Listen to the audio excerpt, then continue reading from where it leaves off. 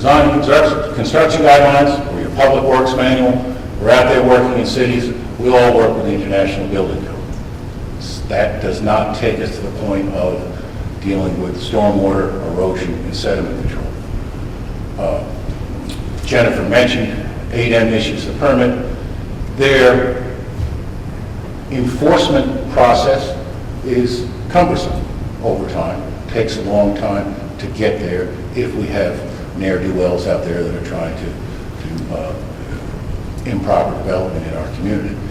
Our own municipal design and construction guidelines, though, can deal with that enforcement. Here's where you can bring into place a stop work order if it's necessary. You can specify the enforcement of that BMP and that 8M permit that's put in place.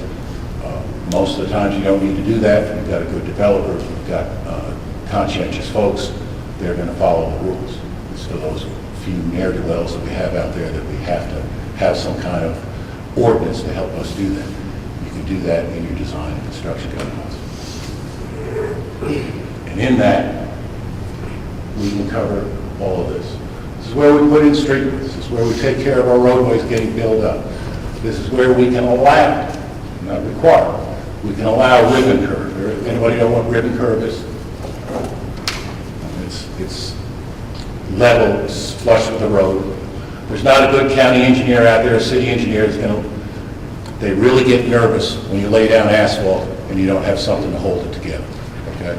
Ribbon curve solves two purposes. It holds that asphalt together and can let that water drain off. Is it more expensive than other curbing? No. What controls the price of the curbing, be it valley curb, curb and gutter, or ribbon curb is the volume of concrete you're buying at any one time. They can do ribbon curb as quickly and easily as they can do curb and gutter or valley curb. In fact, most likely even cheaper. Street widths, sidewalks, how wide. This is where we grow in our design and construction guidelines. We grow from the absolutely useless 3-foot sidewalks to a sidewalk that actually you can walk side by side or pass somebody on without running into one. This is where we can control cul-de-sacs. This is where we can control driveway widths and all that. All of this in design and construction guidelines. Subdivision regulations cover some of it, but only when property is being subdivided. This covers every piece of property in your community that's being developed. This is the one that the public works manager, the zoning administrator, the code enforcement officer has to work with every day. This most likely takes the most deliberate conversation on the part of the community and the people that they work with. And I stress that, deliberate conversation. We can control the buffer maintenance. Leanne mentioned this morning, and I don't know how many people picked up on that subdivision that they were doing in Auburn. They were spelling out in the covenants. That's the covenants that run with the land that the developer is going to offer up, have in place that will run with the deed that homeowners association will be required to do over time. The longest time for most of our jurisdictions, we write subdivision regulations, and in big letters, somewhere on that final plat, drainage easements are not the property of the city or the municipality. So someone's going to have to, if we get creative and we do new services and new methods of controlling stormwater, someone's going to have to maintain those rascals. As Leanne said this morning, they don't need constant maintenance, but someone needs to renew the materials in there, renew the plants, do that. That's going to fall on homeowners associations. So we have to be careful when those plats are coming in, when that's happening, that those covenants are written so that that homeowners group that's left behind has the tools at their disposal and the guidelines so they know how to do that. Because let's face it, most of these folks come in, you tell them they got a homeowners association, you need to charge $300 a year to belong. First thing they got to do is worry about collecting those dues.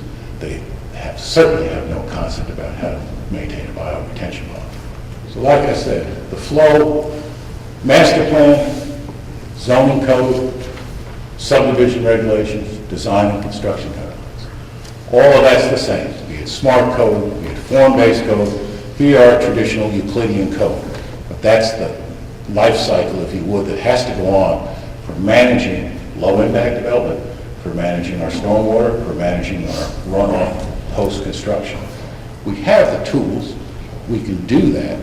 It's going to take design professionals getting together on a regular basis, engineers, landscape architects, code writers, to have those deliberate conversations so we can do this. So A, it's not a burden on the community.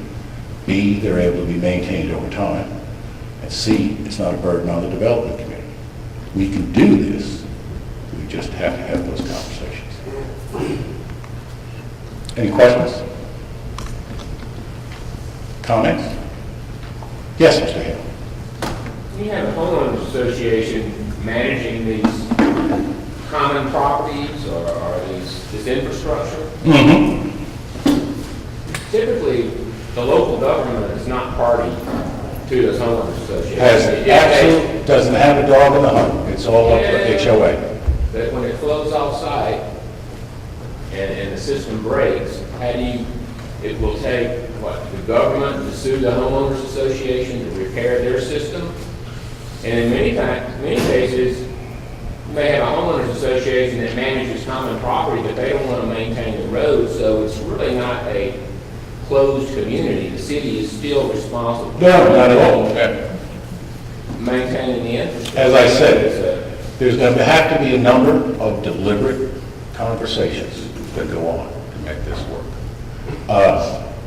And as regulations get more permissive, they're going to require some more review. Every good engineer will come in with his preliminary plat and his construction plans. The ability to review those, to review that stormwater. If I write in subdivision regulations that they may, instead of traditional concrete pipe stormwater drainage, they may provide an alternate form of stormwater management. We have to have a way, we should have a way to review that to make sure that it's adequate. If the community decides that it's going to set its post-construction runoff at whatever level, we know we can model it, we know we can design it. I doubt that most cities have the staff available to review that plan to make sure that that's what's going to happen. The checks and balances have to be part of that deliberate conversation.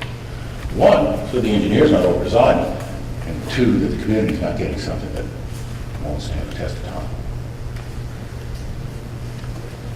So that homeowners association issue, I can sit down with the contours, and I can sit down with my site plan, and I can look at my rainfall, and I can tell how much water is going to run over that property and run off within certain parameters. Okay. What the community decides will be the post-construction runoff. That's that level. That engineer, that designer can design those facilities so that goal is achieved. Okay? But those facilities, as we've seen today, have to be maintained over time. So that responsibility either has to be accepted by the city, placed in the hands of the homeowners association. There has to be a mechanism in place. Homeowners associations are the most convenient way to do that at this point. That's in most suburban communities, that's who's putting up the street lights and taking care of stuff. It's the homeowners association. Any other questions? What happens in that view if you're doing a subdivision? Because there are a lot of subdivisions that don't have a homeowners association. Right. What happens with maintenance? In the code, you would ask the developer, if you gave him or her permission to come up with an alternate set of stormwater handling, what is the maintenance plan? How is that going to be handled? And they can, again, as creative as they got with the system of managing stormwater, they need to be, maybe it's a bond, okay? Maybe it's a sinking fund. I don't know what the situation could be. That's that deliberate conversation that has to happen. Any other questions? Will you cut me off, Kel? Yes, sir. Okay. We're going to keep on talking. All right. Thank you, everybody.